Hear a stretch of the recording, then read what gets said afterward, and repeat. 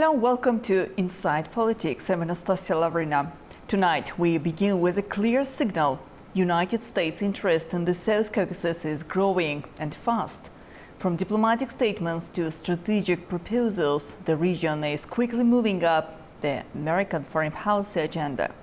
US President Donald Trump has declared that peace talks between Armenia and Azerbaijan are heading toward, quote, a successful conclusion. His remarks reflect growing US confidence that a breakthrough may be near, even as the key issues remain unresolved on the ground. Meanwhile, the US ambassador to Turkey has put forward a bold and controversial idea, placing the Zangezur corridor under American management for 100 years, a proposal aimed at neutralizing one of the most sensitive flashpoints between Yerevan and Baku. And there is more. Mike Waltz, the US nominee for ambassador to the United Nations, has publicly raised the possibility of Azerbaijan joining the Abraham Accords, a move that will draw the South Caucasus deeper into a new geopolitical architecture linking the Middle East, Israel, and beyond. What does all this mean? Is Washington stepping in as a stabilizing force or staking new claims in a rapidly shifting region? Tonight, we unpack the latest developments, examine what's really behind America's deepening engagement, and ask, is the South Caucasus entering a new era or a new arena of global competition? Joining me now is Matthew Bryza, former United States diplomat. Matthew, warm welcome to Inside Politics. Thanks, Anastasia. I'm very happy to be back with you. Thank you very much. So let me start with the easy question. Why is the South Caucasus suddenly so important to the United States? Well, I don't know that it is. I don't know what the policy is. We just have had these strange, unexpected, sudden announcements from Ambassador Barak, as you said, here in Turkey, following up an unnamed White House source who had told the Carnegie Endowment that maybe the United States would be interested in being involved as a neutral player in operating the Zangezur corridor. So I know that there's no policy structure right now, as we've known it throughout the years at the National Security Council, because the staff isn't there to work on these issues. So it seems that to me, that President Trump has simply decided that there's a peace agreement that could be quick or could happen between Armenia and Azerbaijan, and he would like to be part of that. You know, it's well known that he often talks about how he wants to receive a Nobel Peace Prize, and so it may be that in this case he thinks that if the U.S. is somehow involved in the peace process, he could win the Nobel Peace Prize. But in terms of a systematic reworking of U.S. policy to elevate the focus on the South Caucasus, I don't think that's happened. I think this is an example of disorganized foreign policy, but welcome one. I love any attention there is on Azerbaijan and Armenia. It's great. But can Washington truly broker peace while promoting corridors and alliances that serves American interests?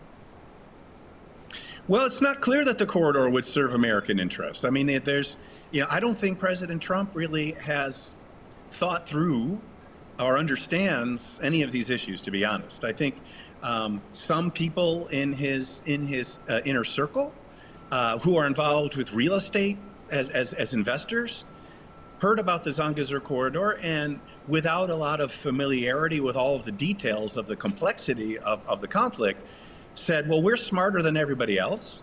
We're such wealthy real estate investors. Well, let's treat the Zangezur corridor like we would treat a real estate development in New York City. You need to get control of the land. A way to get use of the land without owning it is a lease. But then a 100-year lease sounds like it's the U.S. taking control of the territory, and that's unacceptable, clearly, to Armenia and to Azerbaijan too. If the Zangezur corridor, I would guess, it runs through Nakhchivan. So I think that they've moved quickly in Trump land without a strategic vision, without a sense that the Caucasus are going to be more important, and without a desire to control it. I think the only benefit that they see for the United States is maybe that President Trump could win Nobel Peace Prize. But I want to say one more thing. You make a good point about the U.S. Benefiting from it. I think what you're getting at, Anastasia, is that the Russians hate this, as do the Iranians. And any notion of the United States operating this corridor means a loss of geopolitical influence by Russia, whom, as you know, as we all know, as according to the November 10th, 2020 ceasefire statement among Presidents Putin, Aliyev, and Prime Minister Pashinan, would have allowed for or called for Russian FSB troops to operate the Zangezur corridor. So now you're getting FSB troops replaced by some sort of U.S. logistics company. That's something that Moscow has to hate. Well, indeed, that was my next question about the possible reaction of Iran and Russia. Just recently, after the bilateral meeting held in Abu Dhabi between the President Aliyev and Prime Minister Pashinyan, Russia also stated that the solution of the existing problems lies on the agreement, on the trilateral statement signed in November 2020, where Zangezur corridor, or how it's being mentioned there, the unblockade of the corridor of the transport communication should be realized as well. And after a couple of days, that statement made by the American diplomat, it seems a bit strange, like there is again the interest of superpowers being concentrated in the region, right?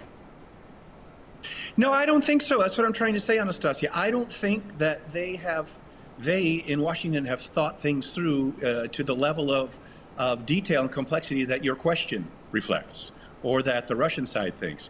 I believe that what Trump wants is a Nobel Peace Prize. And he thinks if the U.S. can come up with a way to resolve any disagreements about the Zangezur corridor, and one that involves U.S. companies, just like he wants his idea to promote peace in Ukraine part of it is for U.S. companies to have a critical minerals deal, then he's happy. That's all he wants. Trump does not think in a traditional geostrategic way. For Trump, as you and I have discussed in the past, America's friends are not necessarily its NATO allies.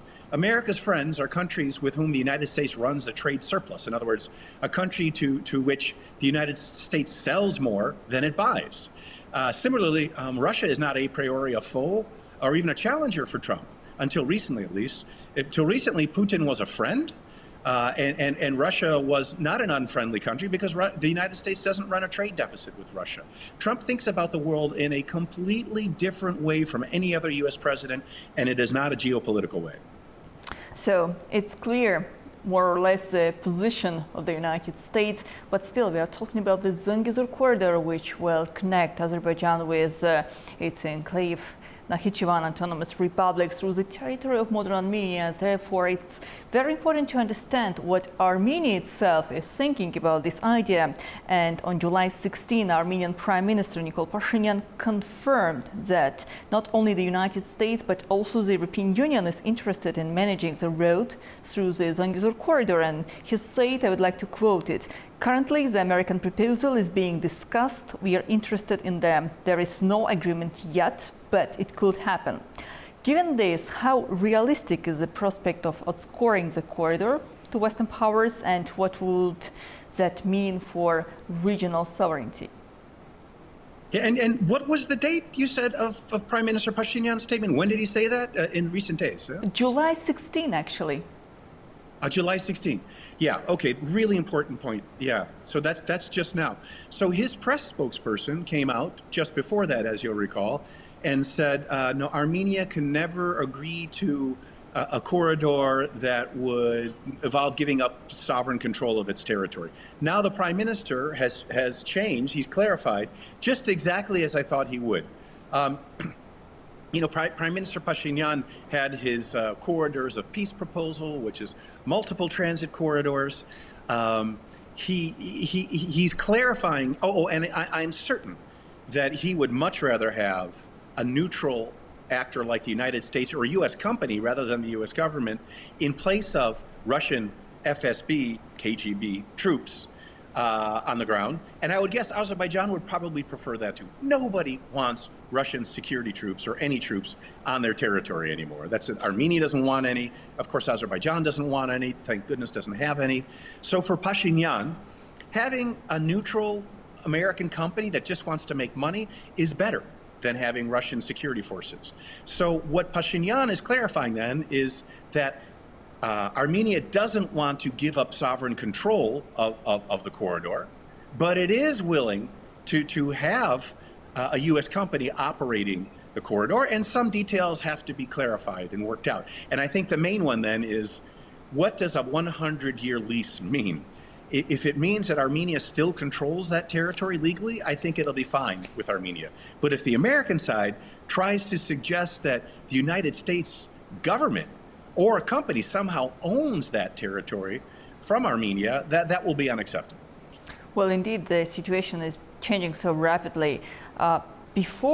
Actually, it's happened just some days ago when American diplomats started to speak about Zangezur corridor and made that proposal that American private company may help in realization of this idea in the future. And on July 16, Nikol Pashinyan himself is talking about importance of the developing the transport communication in the region. Don't you find it so rapid changes to be highlighted here? I don't. And I think our Azerbaijani viewers should realize that Pashinyan wants peace. There's a senior Armenian diplomat I was talking to, let's just say last week. And he said, I have been working on the Karabakh question for the past 25 years. And we, Armenia, have never been this serious about finalizing a peace agreement. And he highlighted, again, as I said before, Prime Minister Pashinyan for years has proposed the corridors of peace. That includes the Zangezur corridor. So if you listen to what Pashinyan has been saying, this is no surprise at all. He wants peace. He's happy for the Zangezur corridor to happen, but he also wants other corridors as well. And that message is often attacked in Armenia and ignored elsewhere, but it's time to pay attention to it. He wants peace. Finally, after losing that war, and of course, President Aliyev wants peace. Then I would like to bring another very important point made by Armenian Prime Minister on the same day, July 16, when he expressed regret over Armenia's delayed recognition of Karabakh as a part of Azerbaijan. And I would like to bring his another quote here. He said, "We should have done it much earlier." He also emphasized that recognizing the territorial integrity of neighbors is essential to securing Armenians' owns. So how do you interpret this shift? Is it a genuine strategic recalibration or acknowledgement of political realities forced by war and recent escalation? Well, again, it's not a shift. And by the way, as we record this, today is July 16th, so I have not heard these statements today. They're amazing. But they're not new. I mean, Prime Minister Pashinyan has been saying for a long time, you know, we recognize that Karabakh is part of Azerbaijan. First, he did it implicitly, then he's done it explicitly, and he's now consistently saying, yes, we have to have peace with our neighbors. His messaging is to the people of Armenia, right? That's his audience. His audience is those Armenians who are not part of the so-called Karabakh clan, who are not absolutely categorically opposed to any compromise with Azerbaijan, but those whom he needs to win over to basically secure a referendum that changes Armenia's constitution so that the constitution makes it absolutely clear that Karabakh is nothing but part of Azerbaijan. Now, how they got to that point, of course it was after they lost the Second Karabakh War. It was Pashinyan himself who said back in 2019 in August that the old policy of the Minsk Group of land for peace is no longer, and now Armenia will pursue new wars for new territories. He had been manipulated by the Armenian National Committee of America and the Dashnak Syutun, the extreme revanchist nationalists in Armenia, and they lost. And Pashinyan, I think, realizes he was manipulated, and he's furious, and he is making clear that the old false myths that drove the Armenian extreme nationalists, that God wants there to be a greater Armenia carved out of the territory of Turkey and Azerbaijan, and that Azerbaijan, that their soldiers can't fight ever as well as Armenian ones, was completely false. And so now Pashinyan he has been for over a year making the sort of statements like you just said. And now, though, he's telling his people, we are going to reach peace now. So, Anastasia, I think the fact that he repeated these statements today, in the context of the Armenian diplomat telling me last week, we've never been this serious, are powerful signs that we are on the verge of a peace treaty. Matthew, you are a very well experienced diplomat. Therefore, how do you think the internal domestic problems, which is now we observe in the Armenian society, the fight between the office of prime minister and church, and also you yourself mentioned the position of the Armenian diaspora in some countries. There are still the people who don't want to see the peace agreement to be signed between Armenia and Azerbaijan. Do you think it can somehow affect the position of Armenia, or we have a completely new stage now? Of course, I mean, that's what I'm saying. It is affecting the position of Armenia, and because of that sort of opposition in Armenia and in the Armenian diasporas, the peace process has taken longer than anyone would have liked, or anyone who wants peace would have liked. I mean, you and I and everybody was talking last year before COP29 that maybe there would be a peace treaty just before or during COP29. And it's that opposition that you just cited inside Armenia and the diasporas that has limited Pashinyan's ability to finalize the peace treaty that he wants. But you know, the text that the leaders announced was agreed in March, right, of this year. As you just said, Pashinyan has recognized Azerbaijan's territorial integrity, including Karabakh. And he's in favor of the Zangezur corridor. He's going to accept Ambassador Barrick's proposal, or the United States proposal. He's ready, but he faces opposition. And you know, there were assassination plots against him. There have been in the past an Armenian prime minister murdered on the floor of the Armenian parliament, as well as Speaker of Parliament in 1999, which I always considered had something to do with the fact that Armenia was also at that time moving toward a compromise peace agreement with Azerbaijan. So there are violent forces in Armenia's political system that in the past have used killings to block a peace agreement. So that's always got to be a concern of Prime Minister Pashinyan. Matthew, I do remember last week after the meetings between the President Ilham Aliyev and Prime Minister Nikol Pashinyan in Abu Dhabi, we also discussed with the experts the role of the mediators, former mediators, and the possible in the way to sign the peace deal between two parties. And we discussed the implications for the region and the role United States may play when the agreement is signed. Therefore, if it happens, how do you see the role of Washington in the future, apart from the transport communication development? Where else you see the position, the stance of Washington? At this point, business, investment. That's it. This Trump administration, as I said a couple of times, doesn't think geopolitically in the way any other president has in my lifetime. He cares about making business deals, and he cares about prosperity.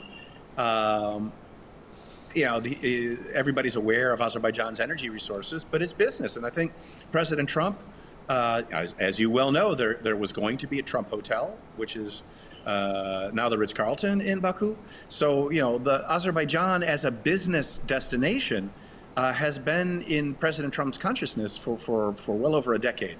So that's what I would expect, more business by U.S. investors in Azerbaijan, which I welcome, and I hope I'm a part of it.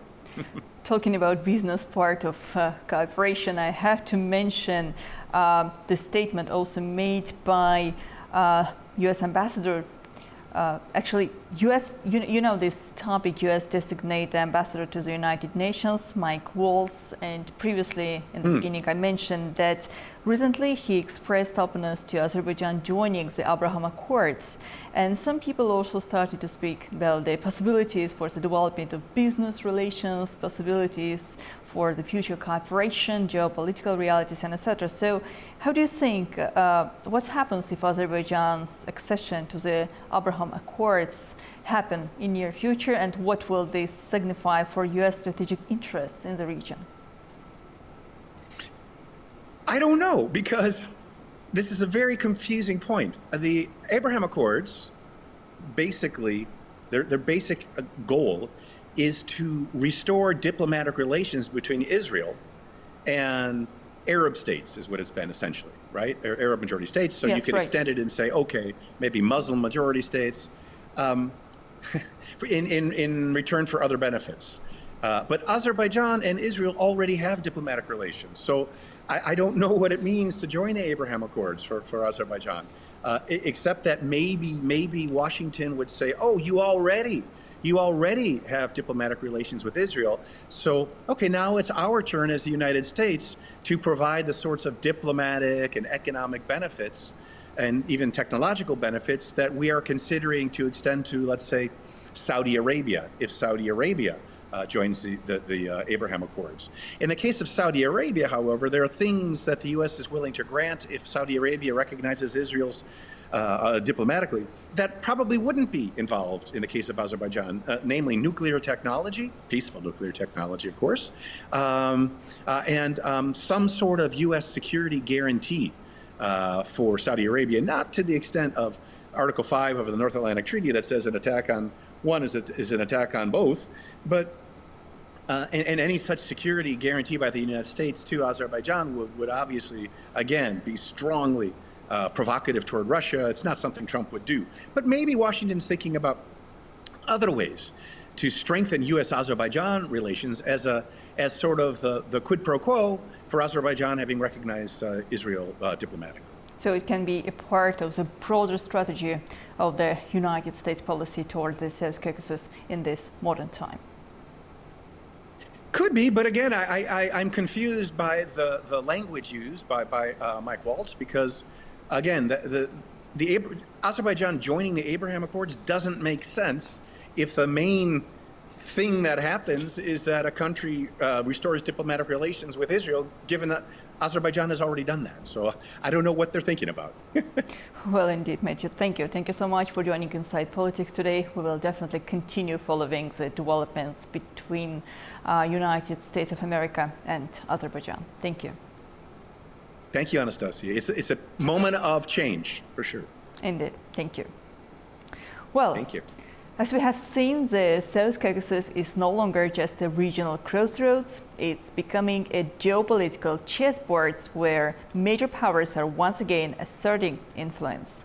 From Washington's growing involvement in peace negotiations and corridor diplomacy to talks of Azerbaijan joining the Abraham Accords, the stakes are rising, and so is the pressure on local leaders to make defining choices.